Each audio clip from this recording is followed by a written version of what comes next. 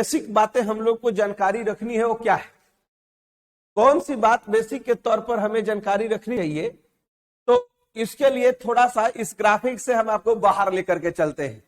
मतलब पहले इस टॉपिक है एबीसीडी, उसके बाद बाकी की चीजें। देखो वैदिक काल के बारे में पहली जानकारी होनी चाहिए कि ये पीरियड भारतीय इतिहास में पहला व्यवस्थित पीरियड है जो 1500 बीसी से लेकर के 600 बीसी के बीच में चलता है। वैदिक सभ्यता को आर्य सभ्यता भी कहते हैं। वैदिक और आर्य में क्या अंतर है? तो वैदिक इसलिए है क्योंकि यहां से साहित्य का जन्म हुआ और साहित्य में सबसे पहले जो साहित्य लिखे गए वे वेद थे, वे इसी दौर में लिखे गए 1500 से 600 बीसी। दूसरा, इसे आर्य सभ्यता इसलिए कहते हैं क्योंकि आर्य प्रजाति के लोग जो थे वे मध्य एशिया से चल करके भारत आए और उनके द्वारा इस संस्कृति का निर्माण किया गया। राइट। अब क्वेश्चन ये उठता है कि आर्य सभ्यता या वैदिक सभ्यता जो 1500 से 600 बीसी में आई, इस संदर्भ में कुछ बातें हम लोगों को ध्यान रखना है कि सभ्यता को लोग दो चरण में बांट दिए। पहला वाले का नाम इन लोगों ने रखा कि इसका नाम रखना चाहिए ऋग्वेद, और दूसरा वाले का नाम इन्होंने रखा उत्तर वैदिक काल। कहते हैं ना कि जब वैदिक लिटरेचर की बात आती है तो वैदिक लिटरेचर का समूह थोड़ा बड़ा होता है। जैसे इसके दौरान 4 वेद लिखे गए, 4 वेद के ऊपर आगे चल करके 9 ब्राह्मण लिखे गए, इसी प्रकार 8 आरण्यक लिखे गए, और इन 8 आरण्यक के अलावे 108 ठो उपनिषद लिखे गए। ठीक है। और सभी वेदों पर आधारित उपवेद और वेदांग लिखे गए। इन सबको जब हम लोग जोड़ देते हैं तो वैदिक साहित्य कहते हैं। लेकिन इन सभी पुस्तकों में केवल ऋग वैदिक काल, जिसका पीरियड की लोग बोलते हैं कि ये 1500 बीसी से लेकर के 1000 बीसी के बीच में रहा, इस 1500 से 1000 के बीच बीसी में केवल एक किताब लिखा गया और उसका नाम था ऋग्वेद। ठीक, इसीलिए इसका नाम पड़ा ऋग्वैदिक। उत्तर वैदिक काल में बहुत सारी पुस्तकें लिखी गई, सामवेद, यजुर्वेद, अथर्ववेद, उस पर 9 ब्राह्मण, उस पर आरण्यक, उसके ऊपर उपनिषद, वेदांग, तो इसका नाम रख दिया गया उत्तर वैदिक। ठीक ना। और ये 1000 बीसी से स्टार्ट हुआ और लगभग अप्रोक्स 600 बीसी तक चला। ठीक, तो एक कॉन्सेप्ट आपके दिमाग में आ गया है कि वैदिक का नाम इसलिए पड़ा क्योंकि वेदों की रचना हुई। आर्य सभ्यता नाम इसलिए पड़ा क्योंकि आर्य प्रजाति के लोग भारत में आए। यह ऋग वैदिक काल इसलिए पड़ा क्योंकि 1500 से 1000 के बीसी में केवल एक किताब लिखी गई। उत्तर वैदिक काल का नाम इसलिए रखा गया क्योंकि इस काल में लिटरेचर से रिलेटेड कई किताबें लिखी गई। अभी ये बातें हमारे जहन में आगे भी आएंगी, ऐसा नहीं है कि नहीं आएंगे। तो ये एक कॉन्सेप्ट था। अब दूसरा चीज को क्या कहते हैं, बड़ा मजेदार चीज है कि ये जो 2 काल हम लोग तय किए ना, कि एक काल था जो कि ऋग वैदिक था और दूसरा जो काल था हमारा जिसे हम लोग बोल रहे थे उत्तर वैदिक काल। राइट, कोई दिक्कत नहीं है। तो ये जो ऋग वैदिक और उत्तर वैदिक काल का जो अंतर हम लोग देख रहे हैं, इसमें अगर पढ़ना हो तो एकदम कॉमन माइंडसेट बनाने के लिए हम सबसे पहले बात कर रहे हैं भूगोल। ऋग वैदिक काल में आर्य लोग कहाँ रहते थे? तो आर्य भारत में सिंधु घाटी क्षेत्र में रहे। उत्तर वैदिक काल में आर्य कहां पर आ गए? तो आर्य जो है वे गंगा घाटी क्षेत्र में। एक परिवर्तन हुआ। भूगोल के बाद जो दूसरा सेगमेंट है वह है राजनीति। ठीक है।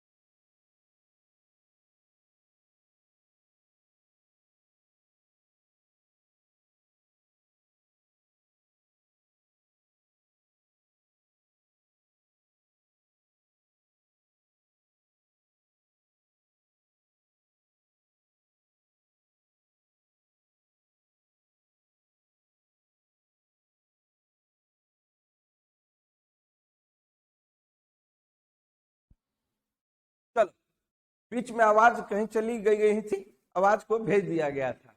कितने लोगों को ऐसा लग रहा था कि आवाज फिर से चली गई? देखो ये ऑनलाइन क्लास है, तुम लोग एप्लीकेशन पर हो लाइव, तो एक बात तुम लोग को समझना चाहिए कि बीच बीच में से मुस्कुराते रहो, कुछ कुछ इमोजी बना के भेजते रहो कि क्या तुम लोग को महसूस हो रहा है, अच्छा लग रहा है, बुरा लग रहा है, रो रहे हो, गा रहे हो। जिंदा होने का सर्टिफिकेट दे तभी हमको एनर्जी मिलेगी और हम इधर से पढ़ाते चले जाएंगे। ठीक है, बेवजह का भी कुछ ना समझ आ रहा हो तो कुछ कुछ क्वेश्चन इस पर लिखते रहो स्लाइड के ऊपर, ताकि हमको पता चले कि जिसको हम पढ़ा रहे हैं वो आदमी ही है। ठीक है, तो ये नहीं कि हम बोलते चले जा रहे हैं, आप रजाई में सुत लिए हैं, मोबाइल हाथ में रख लिए हैं और बोलिए गुरु जी बोलिए, कोई बात नहीं, हम लोग सब एकदम रेडी हैं। वो वाला थ्योरी जो है ना उसको हटाना होगा ना, नहीं तो पता चलेगी। तो इसके थ्रू तुम लोग अपना अपना सर्टिफिकेट भेजते रहो कि हम भी जीवित हैं और आप ही के साथ हैं।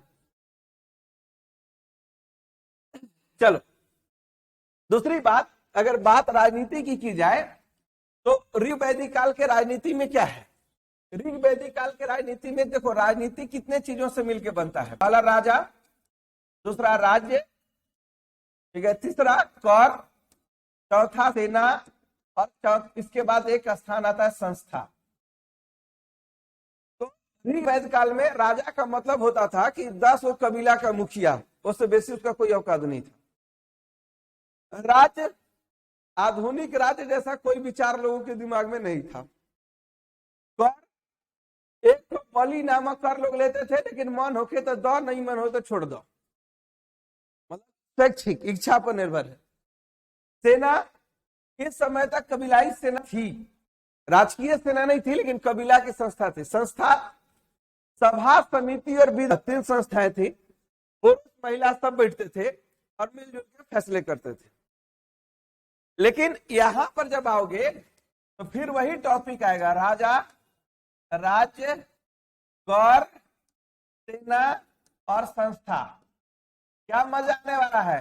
राजा बड़ा आदमी हो जाएगा, राजत्व का सिद्धांत विकसित होगा जी। राजा मतलब ईश्वर का दूत, और राजा अपने प्रभाव को बढ़ाने के लिए अश्वमेघ यज्ञ, वाजपेय यज्ञ, अग्निष्टोम यज्ञ, बड़े बड़े और विशाल विशाल यज्ञ करेगा। अश्वमेघ यज्ञ करके घोड़ा छोड़ देगा, औकात है, दम है तो रोक लीजिए, और नहीं तो हमारा अधीनता कबूल कर लीजिए। यानी राजा बहुत प्रभावशाली ताकतवर पर्सनालिटी बन गया। यहां तक राज्य, जब राजा मजबूत हुआ तो उसने सीमा तय की, यह अयोध्या की सीमा है और यहाँ राजा राम है। अगल बगल के लोग उनकी अधीनता मानते हैं कि नहीं मानते हैं, इसके लिए अश्वमेघ यज्ञ करके घोड़ा छोड़ दिया गया है। ठीक है, कि देखिए अगर दम है तो रोक लीजिए, हम फिर आएंगे तो सलट लेंगे और बता देंगे कि आप हमारे अधीन है कि अपने आप डायरेक्ट है। ये सब बात की आपको इजाजत है। तो राज्य भी आकार लेने लग गया, राजा भी ताकतवर हो गया। कर, तो यहाँ बलि था ना कि मन होके तो दो, नहीं मन होके तो रख लो, यहाँ पर अब कंपल्सरी हो गया।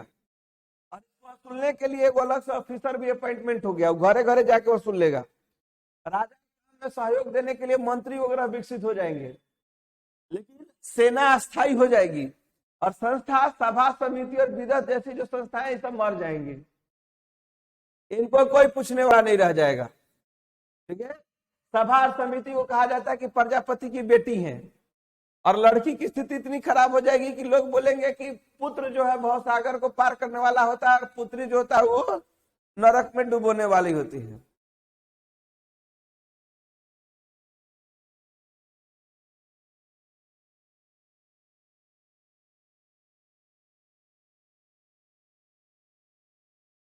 सुशांत जी का कहना है कि मेरा नाम और मोबाइल नंबर बोले बोले स्क्रीन पर घूम रहा है, उसको चक्कर आ गया है।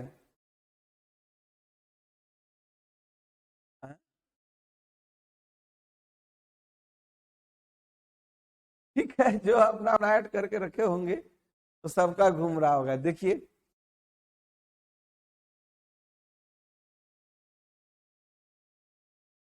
तो एक बात हुई कि ये संस्थाएं किस रूप में काम कर रही थी।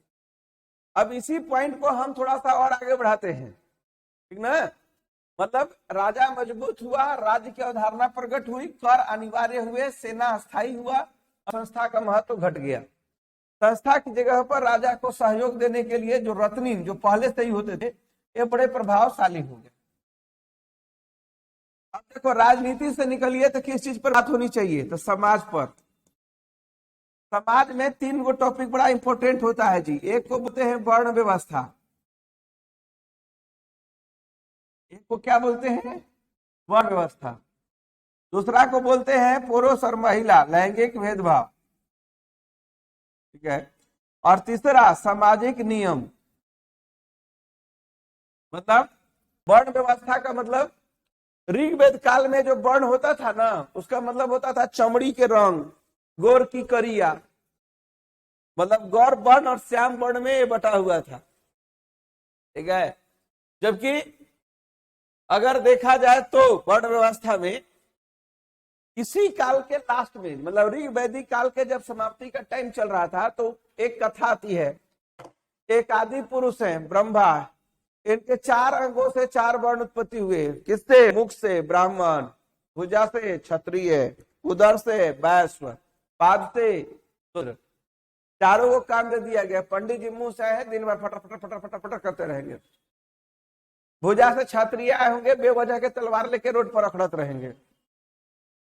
उधर से वैश्य आए हैं तो दिन भर कुदाल लेकर के हल्दी मूंगफली उगाते रहिए, खाते रहिए, मतलब उत्पादक वर्ग है। और शूद्र को ऊपर के तीनों वर्गों का सेवक वर्ग के रूप में तैनात कर दिया जाएगा। मतलब तीनों के काम में सहयोग देंगे, उनका अपना कोई काम नहीं होगा। इस प्रकार का कथा मिलता है। लेकिन यही वर्ण व्यवस्था उत्तर वैदिक काल में आके समाज का एक सच्चाई हो जाएगा। ब्राह्मण, क्षत्रिय, वैश्य, शूद्र, ये 4 वर्णों का समाज है। चारों के काम है, चारों अपनी सीमा में रहकर। महिला, यहाँ की महिला बड़ी काबिल है, सभा समिति की बैठक में भाग लेती हैं, ऋग्वेद के मंत्र लिखी हैं, ठीक है। दक्षिण भारत का आर्यीकरण करने के लिए ऋषि अगस्त के साथ गई हुई है लोपामुद्रा। विवाह करना इनके लिए जरूरी नहीं है, मन हो तो करिए, नहीं मन हो तो रहिए, ठीक है। लेकिन यहाँ उत्तर वैदिक काल में आता है तो महिलाओं के जीवन में कई पाबंदियां आ जाएंगी। फिर भी अभी बाल विवाह नहीं होगा, नियोग प्रथा का प्रचलन इस काल में रहेगा। इस काल में आते आते तक लोग देखेंगे कि महिलाओं को कहा जाएगा कि महिला जुआ उस शराब के समान है। मतलब जुआ खेलना, शराब पीना और महिला के संगति में रहना, ये तीनों काम बात बराबर के जैसा है। बेटा कहा जाएगा कि बेटा बड़ा योग्य चीज है, वो भवसागर को पार करा देता है। और बेटी समस्त दुखों का कारण है, जिंदगी में दुख है क्योंकि बेटी है। हम नहीं कह रहे हैं, हमारा देने तान तान के नजर मत देखिएगा, हम पहले ही बोल दे रहे हैं। ये जो लिखा हुआ है हम बता रहे हैं, नहीं तो इसमें जितनी भी लड़कियां हैं वो सब सोच रही होंगी कि सर जो है ऐसे काहे बोल रहे हैं, ऐसे का हमको लड़की दुश्मनी है, इसलिए हम नहीं बोल रहे हैं। हम इसीलिए बोल रहे हैं क्योंकि उस काल में ऐसा लिखा गया था, ठीक ना। अब बढ़िए आगे, इस बात पर खुश होकर के ये सुशांत मुंह बना के भेजा है। ये हमें दिख नहीं रहा है कि वो हंस रहा है कि रो रहा है कि छाती पीट रहा है, बट फिर भी उसने कुछ भेजा है, ऐसा हमको लग रहा है, ठीक है। चलो, एक आदमी इमोजी का एनालिसिस करने वाला बैठा हुआ है, देख करके बोला कि नहीं वो हंस ही रहा है, ठीक है, तो मान लिए कि हंस रहा होगा। इस काल में धीरे धीरे अगर देखोगे तो सामाजिक नियम का मतलब क्या होता है? संस्कार से मतलब है। हिंदू जीवन शैली में 16 प्रकार के संस्कार बताए गए हैं, ठीक है। तो अलग अलग प्रकार का संस्कार बनाया गया है। जैसे बच्चा गर्भ में गया तो गर्भाधान संस्कार, बच्चा उससे आगे गया, ठीक है, तो दूसरे संस्कार की बात, मतलब बच्चा जन्म लेता है तो अन्नप्राशन संस्कार, और बड़ा होते हैं तो जनेऊ उपनयन संस्कार, उसके बीच में मुंडन संस्कार, केशधान संस्कार, शादी के समय तो कहना ही नहीं है, विवाह भी संस्कार है, बाजा गाजा बजा के आप लोग जाते हैं खुशी से नाचते हुए, और उधर से मुंह लटकाए हुए वापस सुबह सुबह आ जाते हैं, तो वो भी एक संस्कार ही है।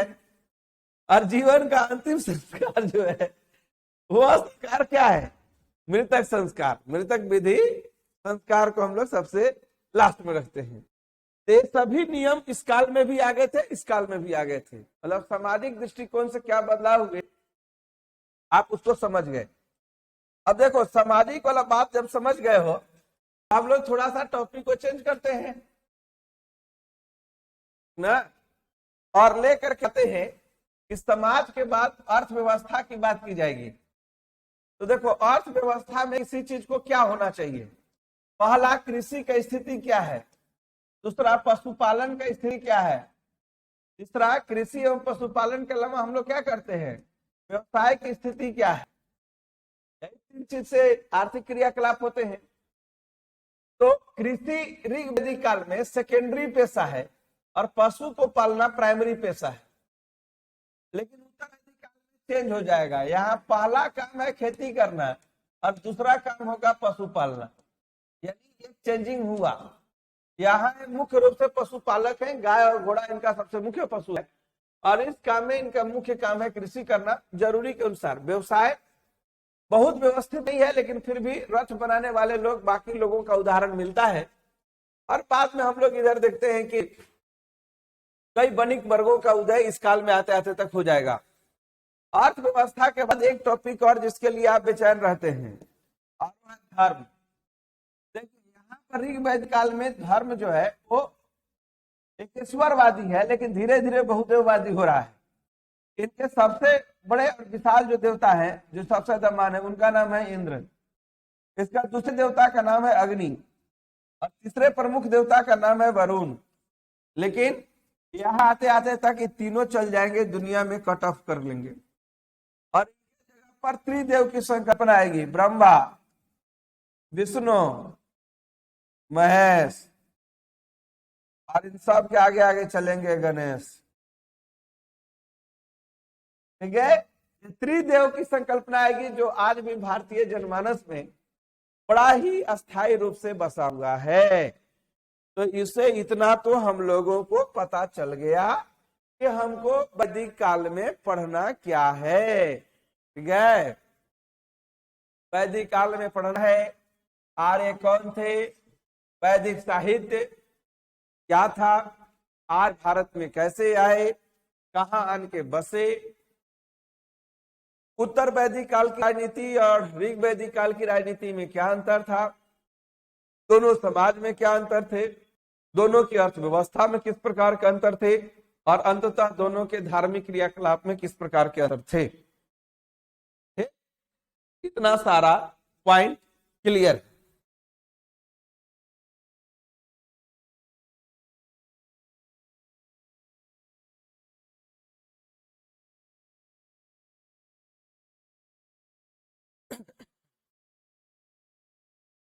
चलो, अब तुम लोग को लाते हैं नोट के ऊपर।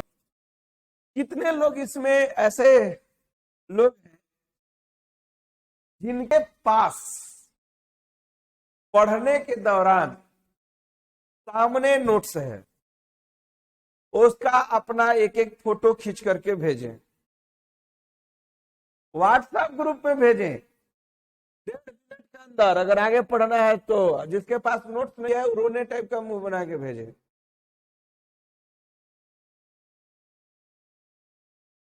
काहे कि हिस्ट्री सिविक्स वाले लोगों का हमने नोट्स इशू किया था हिस्ट्री का, और हम देख रहे हैं कि ग्रुप में इस प्रकार के मैसेज आ रहे हैं। ठीक है, और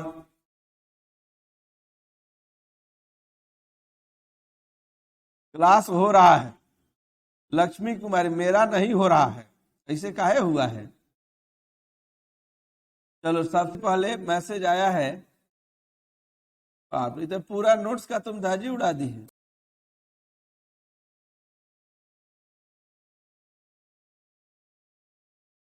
से 600 BC का जो पीरियड है, इस काल में उत्तरी भारत में आर्यों ने जिस संस्कृति की नींव रखी उसका मुख्य स्रोत वेद है, और वेदों से मिली जानकारी के कारण ही इस काल का नामकरण वैदिक काल कहा गया। वैदिक ग्रंथों के अंतर्गत 4 वेद एवं उससे रिलेटेड ग्रंथ आते हैं। ऋग्वेद, सामवेद, यजुर्वेद और अथर्ववेद, ये 4 वेद हैं। इन 4 वेदों के आधार पर कई वैदिक साहित्य लिखे गए जी। सभी वैदिक साहित्य का मूल तो यही था, लेकिन रचनाओं के दृष्टिकोण से देखो तो पहला वेद ऋग्वेद है, और ऋग्वेद के का जो ब्राह्मण है उसका नाम है ऐतरेय और कौशिकी। इससे रिलेटेड जो उपनिषद है उसका नाम भी है ऐतरेय और कौशिकी, और इससे रिलेटेड जो आरण्यक है उसका नाम भी है ऐतरेय और कौशिकी। और इसमें कुल अगर मंत्रों की हम लोग बात करें तो मंत्रों का संख्या है 1028, और इसके उच्चारण करने वाला, गाना गाने वाले व्यक्ति को कहते थे होत्री। इससे रिलेटेड एक उपवेद है जी, और इस उपवेद को हम लोग कहते हैं आयुर्वेद, और आयुर्वेद के जो रचनाकार हैं उनको कहते हैं प्रजापति। दिमाग कंफ्यूज नहीं कर रहा है, लेकिन कंफ्यूज करे चाहे जो करे, पढ़ना तो है। ठीक है, सद्दाम पूछ रहे हैं सर पहले टीजीटी आएगा कि पीजीटी? ज्यादा चांस है कि पहले टीजीटी आएगा ना। चलो, ऋग्वेद में पूछेगा कि ऋग्वेद से रिलेटेड ब्राह्मण कौन है, तो वहीं से बोलो ऐतरेय एवं कौशिकी। फिर अब उपनिषद और अनेक सब का नाम ही है तो कुछ तो याद करना नहीं है। दूसरा क्वेश्चन पूछता है कि ऋग्वेद के उच्चारण करने वाले ऋषियों को किस नाम से जानते थे, तो उसका नाम था होत्री। ऋग्वेद का एकमात्र उपवेद कौन है? आयुर्वेद। आयुर्वेद के रचनाकार कौन है? तो प्रजापति। और प्रजापति, आयुर्वेद का सब्जेक्ट क्या है? तो सब्जेक्ट में याद रखिएगा चिकित्सा। आयुर्वेद का सब्जेक्ट क्या है? तो चिकित्सा है। चलो, देखो ऋग्वेद के बाद यजुर्वेद है। देखो ऋग्वेद में क्या है? इसमें स्तुति है, मतलब विभिन्न देवताओं को खुश करने के लिए बोलते हैं ना, तमेव माता च पिता तमेव तमेव बंधु च सखा तमेव। तो एक प्रकार से स्तुति पाठ है। तो ऋग्वेद में सभी देवताओं के स्तुति पाठ ही दिए गए हैं, ठीक ना। और यजुर्वेद में आर्यों के कर्मकांडी जीवन का एक बहुत बड़ा भाग्य हुआ करता था, यज्ञ। तो यज्ञ का मंडप कैसे बनेगा, यज्ञ में मंत्रोच्चार किससे होगा, यज्ञ में देवताओं को आवाहन कैसे किया जाएगा, यज्ञ का उद्देश्य क्या होगा, ये सभी बातें किसमें बताई गई? तो ये यज्ञ में बताई, किसमें? यजुर्वेद में बताई गई। इसके 2 ब्राह्मण हैं जी, और इन दोनों ब्राह्मणों का नाम है तैत्तिरीय एवं शतपथ। इसके कई उपनिषद है, उपनिषद 108 गुण है, तो सबका विभाजन होगा। तो तैत्तिरीय, कंठ, श्वेताश्वर, ईश्वरधारणक। देखो इसमें दोनों क्वेश्चन पूछता है। इस उपनिषद, क्योंकि यजुर्वेद का ही तीसरा खंड है, इसलिए एग्जाम में जरूर पूछता है कि इस उपनिषद का संबंध किस वेद से है। तो इस उपनिषद का संबंध जो है वो यजुर्वेद से है। इसी प्रकार सबसे बड़ा ब्राह्मण अगर कोई है तो शतपथ ब्राह्मण है, तो एक क्वेश्चन यहाँ से भी पूछता है। और सबसे बड़ा उपनिषद में बृहदारण्यक आता है, तो एक क्वेश्चन यहाँ से भी आता है।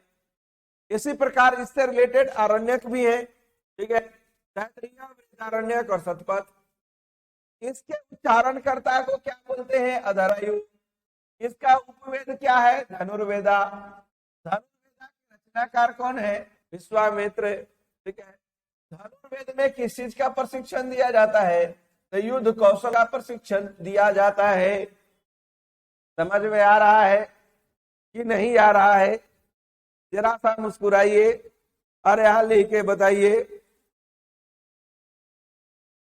जब तक आप इधर मुस्कुराइएगा नहीं तब तक हम स्क्रीन पर आएंगे नहीं।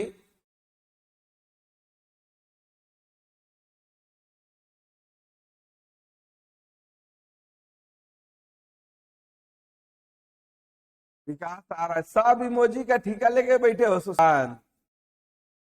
और कोनो बनाइए नहीं रहा, सबको बनाने नहीं आता है। ऐसे फेसबुक पर सेल्फी लेके डालने के लिए कहो तो एक से एक मुंह बना के बोलेगा। चलो ठीक है, कोशिश की है पुष्पा की एक मुंह हम भी बना लें। Well done. तो इसका संबंध युद्ध से है। चलो आगे बढ़ते हैं और चर्चा में कहते हैं सामवेद। लेकिन देखो इसके पहले की बाकी दो वेदों की कथा कहानी हम आपको सुनाए, थोड़ा सा आपको बता देते हैं कि वेद वेद में जो मंत्र लिखे गए हैं ना, ये संस्कृत में है और संस्कृत में पद्य स्टाइल में है, मतलब कविता पाठ के रूप में है। तो लोगों को समझ में नहीं आता था कि क्या करें। तो इस समस्या के समाधान के लिए क्या हुआ, इस समस्या के समाधान के लिए ब्राह्मण लिखे गए। ब्राह्मण भी संस्कृत में, लेकिन इसमें जो पद्य खंड था उसको सरल रूप में व्याख्या की गई है। किस रूप में व्याख्या की गई है? सरल रूप में व्याख्या की गई। कहानी स्टाइल में लिख गया है। उपनिषद क्या है? तो उपनिषद से पहले अगर आपको बताए तो वेद के बाद ब्राह्मण, ब्राह्मण के बाद आरण्यक लिखे गए थे। आरण्यक अरण्य से बना है। अरण्य का मतलब क्या होता है? जंगल होता है। तो अरण्य का मतलब जब जंगल होता है तो दरअसल इसके पीछे एक कहानी है। कहानी ये है कि पहले जब 50 वर्ष का उम्र पार करते थे ना, तो अपने घर द्वार का चाबी अपने बच्चों के ऊपर सौंप करके 51 वर्ष की उम्र में जंगल में चले जाते थे और जंगल में अकेले बैठ के कंद मूल फल खाते थे और सोचते थे कि आत्मा क्या है, परमात्मा क्या है, भूतात्मा क्या है, ये होते हैं कि नहीं होते हैं, ये अलौकिक शक्तियां क्या है, इनका क्या फल होता है, स्वर्ग क्या होता है, नरक क्या होता है तो कहाँ होता है, हम जाएंगे कि नहीं जाएंगे। इन सब चीजों पर ये लोग मंथन करते थे। सीक्रेट पावर्स, रहस्यमय शक्तियों के बारे में, और उन्हीं के बारे में जो किताबें लिखी गई वो आरण्यक है। उपनिषद, उपजोड़नी जोड़ सद, उप जोड़नी जोड़ सद, इसका मतलब होता है कि गुरु के समीप बैठ करके पहले ज्ञान प्राप्त कीजिए और जो ज्ञान मिले उसके आधार पर बातें लिखिए। इसीलिए इसे भक्ति मार्ग का सबसे बड़ा, मतलब भक्ति मार्ग से इसे जोड़ करके व्याख्या किया जाता है। सूक्त मतलब एक वेद में कितने मंत्र हैं। अध्येता मतलब सभी वेदों के उच्चारण करने वाले अलग अलग क्लास थे, उनका नाम। और लौकिक जीवन पर आधारित वेदों का पक्ष एक उपवेद में है। तो ये सब चीज हम लोग को देखने को मिलता है। आइए तीसरा वेद है सामवेद। सामवेद को तांडव ब्राह्मण या पंचदश ब्राह्मण भी कहते हैं। और छांदोग्य एवं केन, इसके दो उपनिषद है, जैमिनीय एवं छांदोग्य, इसके रिलेटेड आरण्यक है। इसमें जो मंत्रों की संख्या है वो है 1810। इसके उच्चारण करने वाला व्यक्ति को कहते हैं उद्गाता। और इनसे रिलेटेड जो उपवेद है वो है गंधर्व। ये वेद आप लोग खूब पसंद करिएगा क्योंकि इसका सब्जेक्ट है लव हुआ, मतलब प्रेम। और इसको लिखने वाले आदमी उससे भी मजेदार है, नारद। ठीक है। चौथा जो वेद है उसका नाम है अथर्ववेद। अथर्ववेद को लौकिक वेद भी बोलते हैं क्योंकि इसमें ज्यादा बात, देखो ऋग्वेद देवताओं की स्तुति थी, यजुर्वेद यज्ञ के नियम थे, सामवेद संगीत के निधन थे, मतलब सारे गा पा नी सा जो सुनते हैं ना ताल पर, हारमोनियम पर, इसकी उत्पत्ति यहीं से हुई। तो अथर्ववेद जो है यह लौकिक जीवन है, मतलब इसमें नए जीवन की बातों को काफी चर्चा से रखा जाता है। आप इस चीज को ऐसे भी समझ सकते हो कि मान लीजिए कोई लड़की आपको पसंद आ गई और शादी करना चाहते हैं, तो इसमें वशीभूत मंत्र है कि लड़की को अपने बस में करने के लिए कौन सा मंत्र बैठ के अकेले कोना में पढ़िए।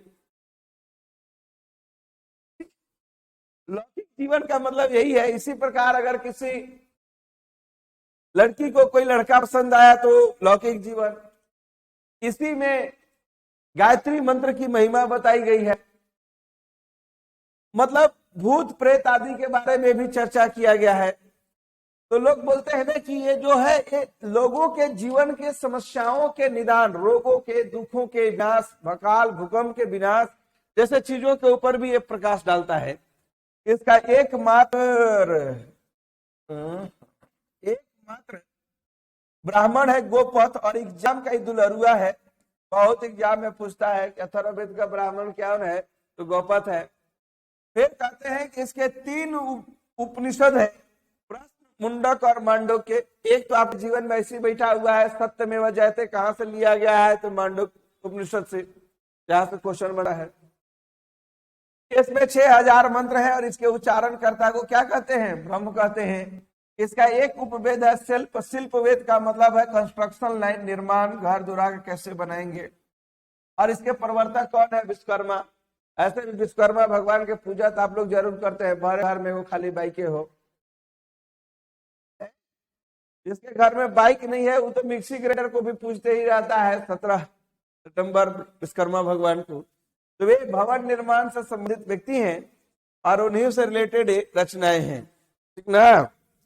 अब देखो आगे क्या रहता है, उसके ऊपर भी थोड़ा सा प्रकाश डालते हैं हम।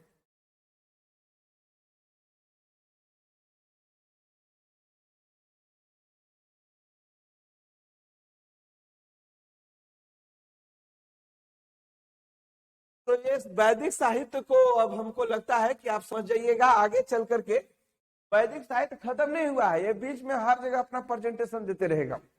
हम यहाँ हैं, आ जाइए, ठीक ना। तो हमारा उद्देश्य होता है कि पाठ्यक्रम को सरल से ऊपर लेकर के जाया जाए, ठीक है, सरल से जटिल की ओर जाया जाए।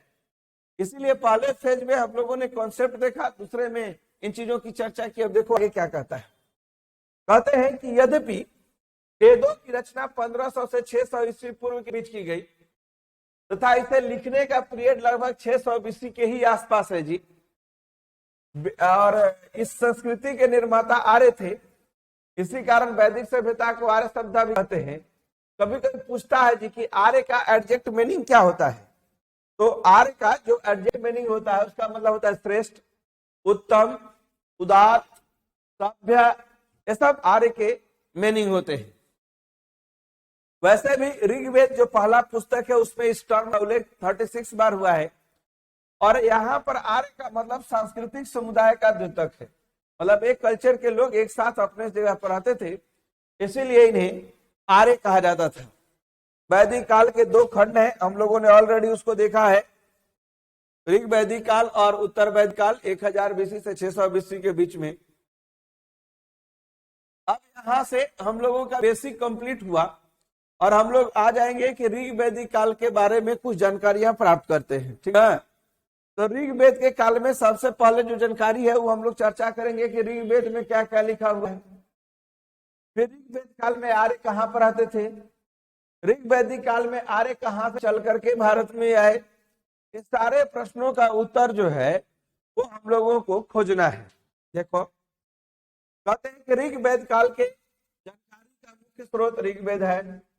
यह विश्व का सबसे ओल्डेस्ट बुक है, प्राचीनतम ग्रंथ है।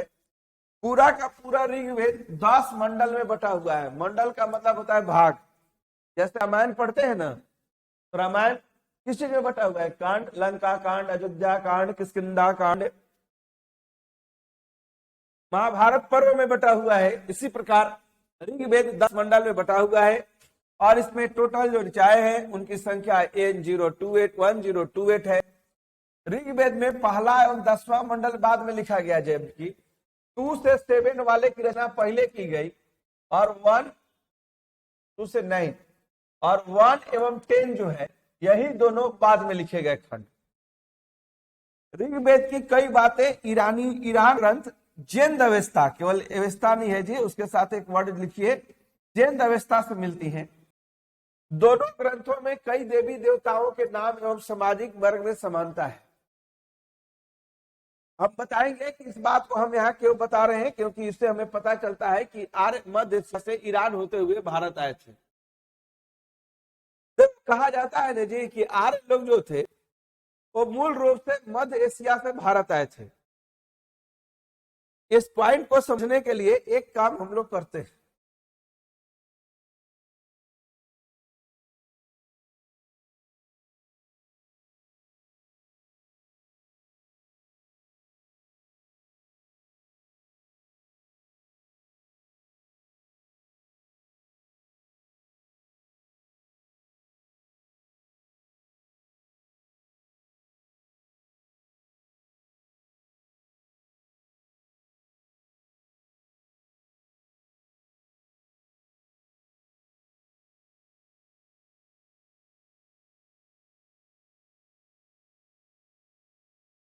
देखो कोई भी एक मैप जो हम लोगों को लेना है, उस मैप के अकॉर्डिंग अगर हम लोग जाएं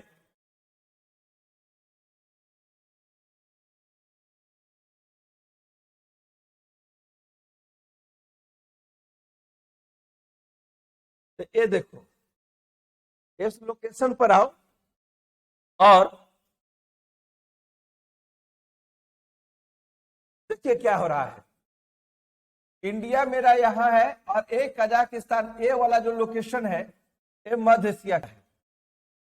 और कहा जाता है कि मध्य एशिया से ये लोग कहाँ आए, पहले ईरान आए। मध्य एशिया से कहाँ आए, ईरान आए। ईरान वाला ब्लू वाला पैच है। और इसी ईरान से ये पहले पाकिस्तान सिंधु वाले इलाके में आए और फिर यहां से आकर के गंगा जमुना के दोआब में बैठे। ठीक,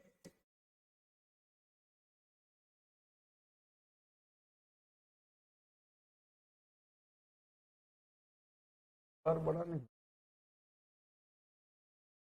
उनको थोड़ा सा और बड़ा करते हैं तो ज्यादा क्लियर दिखेगा ना। देखो आर्य लोग यहां से चले, मध्य एशिया ईरान के रास्ते आए और यहाँ गंगा जमुना के दोआब में आकर के बसे। ठीक, यह इनका रूट था। तो ईरान का जो किताब है, इसी किताब का नाम है जिंद अवेस्ता, ठीक ना। और यहां से दो ठो और अभिलेख मिलेगा, एक का नाम है बोगज कोई,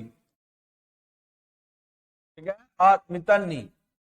इन अभिलेखों और वहां की किताब को मिलाने से हमें जानकारी मिलती है कि आर्य मध्य एशिया से चल के ईरान आए, ईरान से होते हुए सब सिंधु प्रदेश में आए और फिर गंगा जमुना के दोआब में आकर के अपना स्थायी जीवन की शुरुआत कर लिए। ठीक है, ये चीजें आई। और इस विचार का जो प्रतिपादक है उस व्यक्ति का नाम है मैक्स मुलर। आर्यों का प्रमुख पशु था घोड़ा और इनके साथ दूसरा पशु था गाय। इन्हीं घोड़ा एवं गाय के पशु चारा खोजते हुए वे मध्य एशिया से चलकर ईरान आए, ईरान से सब सिंधु में आए और गंगा जमुना दोआब में आने के बाद अस्थायी जीवन को वर्ण कर लिए। इसीलिए हमने बोला कि जिंद अवस्था की बात हम बाद में आपसे बताएंगे कि क्या इसके पीछे मोटो है। आ जाइए, अब हम लोग सीधे टॉपिक पर चले आते हैं।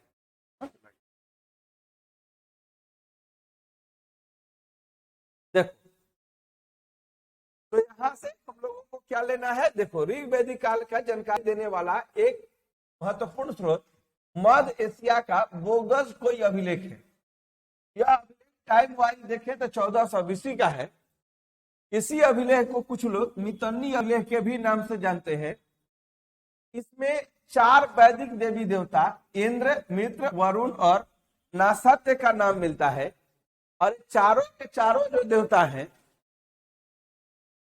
ठीक है, ये जो है तो चारों के जो चारों देवता हैं, देखो इस चारों देवता का नाम ईरान में मिलना और फिर भारतीय किताब में मिलना, ये दिखाता है कि ये दोनों आपस में परिचित होंगे, यानी आर्य इसी रास्ते से आए, ये प्रमाण साबित करता है।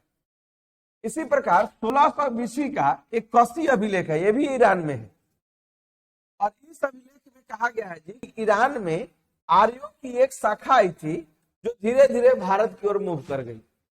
यानी आर्य मूलतः कहाँ के निवासी थे, तो मध्य एशिया के निवासी थे। ठीक है, मध्य एशिया से वे भारत किस रास्ते से आए, तो ईरान होते हुए सब सिंधु होते हुए गंगा घाटी में आए। इस बात का प्रमाण किसमें है, तो बोगस कोई अभिलेख और मितन्नी अभिलेख में है। किस पुस्तक में इसके प्रमाण है, तो ईरानी ग्रंथ जिंद अवस्था में इसके प्रमाण है। ये सारी की सारी जानकारियां हमें यहाँ से प्राप्त होती है, ठीक ना।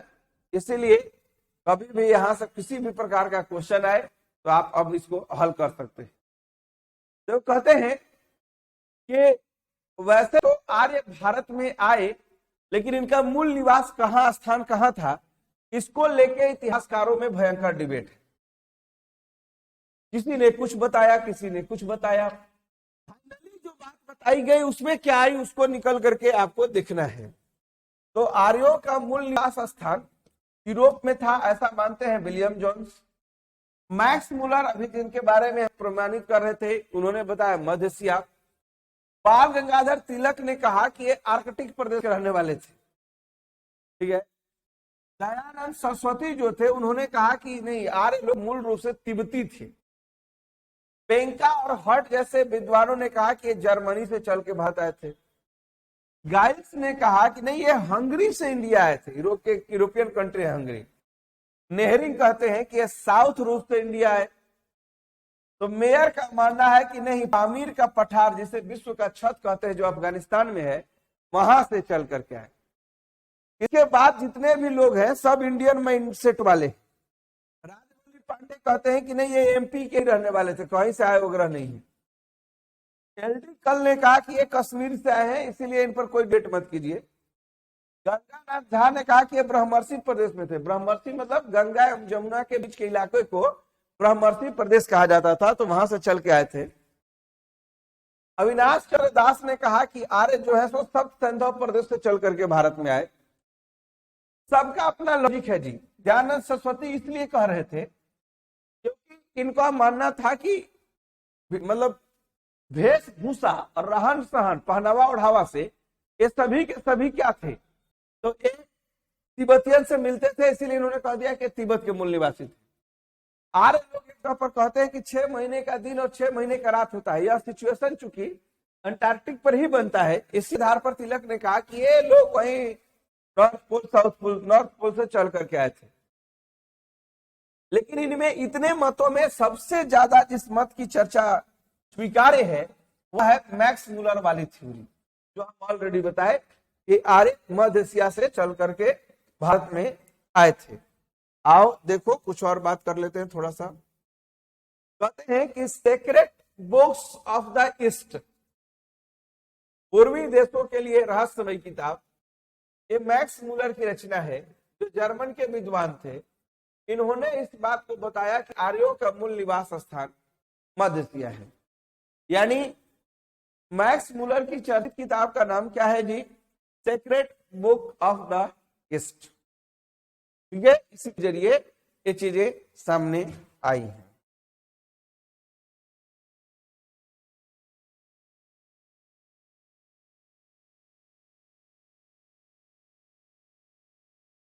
अब देखो, जैसे आर्य लोग भारत में आए तो सबसे पहले कहां रहे? तो सबसे पहले सिंधु प्रदेश, मतलब सिंधु एवं सिंधु की जो सहायक नदियों का क्षेत्र था जी, इसी एरिया में आर्य लोग निवास करते थे। अगर ऋग्वेद किताब का नाम हम लोग पढ़े तो वहां इन नदियों के नाम का उल्लेख है, लेकिन किस नाम से उसे जरा देख लो। सिंधु को सिंधु ही कहा गया है, चिनाब नदी को अस्किनी कहा गया, व्यास को विपाशा कहा गया, झेलम को वितस्ता कहा गया, रावी को परुष्णी कहा गया, सतलज को सतुत्री कहा गया और सरस्वती को सुरसती कहा गया। अब देखो ये बात तुम लोग को मजेदार बता रहे हैं कि याद कैसे रहेगा, क्योंकि क्वेश्चन ही पूछता है कि 4 गो हिंदी नाम 4 गो संस्कृत नाम मैच कीजिए। तो सिंधु वाला तो आपको याद करना नहीं है, सिंधु मतलब सिंधु। विपाशा बसु के पिक्चर देखे होंगे तो विपाशा मतलब व्यास, ये भी थोड़ा सा टर्म मिल रहा है। सतलज को तुदरी कहते हैं तो ये भी याद करने का चीज नहीं है। सरस्वती को सुरस्वती कहते हैं तो ये भी याद करने का चीज नहीं है। यानी मूल रूप से 3 नाम आपको जरूर याद रहना चाहिए। अस्किनी चिनाब नदी को बोलते हैं, वितस्ता झेलम का वर्ड है, और रावी को परुष्णी बोलते हैं। ये 3 टर्म याद है तो यानी आप बम बम रहिए, आपके जीवन में कोई दुख नहीं है। कहते हैं कि इनिशियल फेज में आर्य लोग जो थे जी, वे एक प्रकार से गंगा घाटी में नहीं आए थे। इसके प्रमाण इस बात में भी है कि ऋग्वेद, जो कि ऋग्वेद काल का इतिहास जानने का सबसे प्रमुख किताब है, इसमें गंगा शब्द का उल्लेख मात्र ओनली 1 टाइम्स हुआ है। यमुना जो शब्द है इसका प्रयोग 3 बार हुआ है। और सबसे महत्वपूर्ण नदी भी थी सिंधु, जिसका सबसे अधिक चर्चा हुआ है। लेकिन सिंधु उपयोगी नदी थी, सबसे पवित्र नदी ये लोग मानते थे सरस्वती को। और ऋग्वेद में तो सरस्वती को नदीतमा, मतलब जो नदियों में सबसे उत्तम है, उसके लिए नदीतमा शब्द की चर्चा की गई। यानी आर्य जब सब सिंधु प्रदेश में रहे तो उनकी क्या स्थिति थी, आप इससे समझ सकते हैं। चलिए, तो आज के लिए हम लोग अपनी कक्षा को यहीं पर समाप्त करते हैं, और कल से और इच्छा शक्ति के साथ, मजबूती के साथ जो है आप लोग के साथ